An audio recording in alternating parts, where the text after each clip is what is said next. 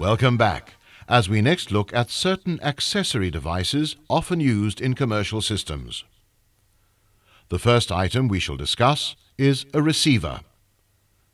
A receiver is primarily a storage tank used to hold liquid refrigerant that is not actually in circulation.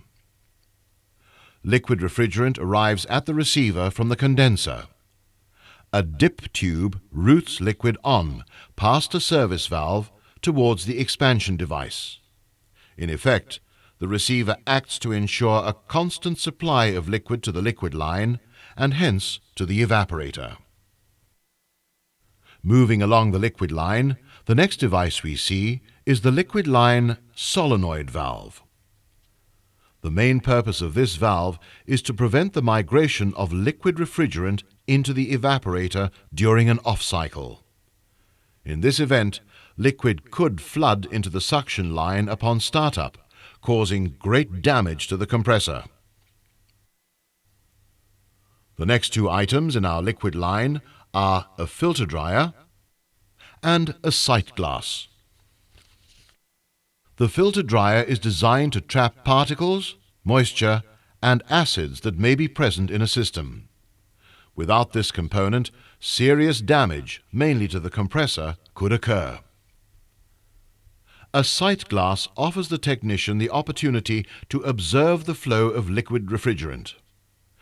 The moisture indicator gives warning of a wet system by a dot that changes its color in the presence of moisture. A color reference ring gives a color comparison, indicating the intensity of moisture. The next device we see is a thermostat, or temperature control switch, which is part of the system's automatic control system.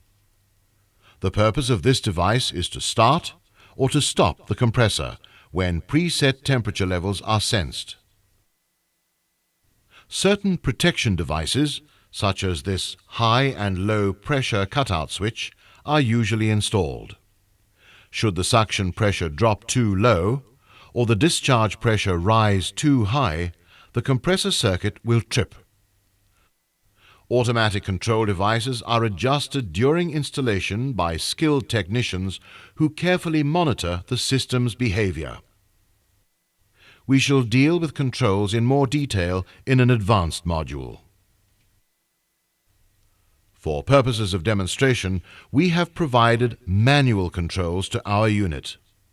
This would not be the normal situation for a fully automatic system.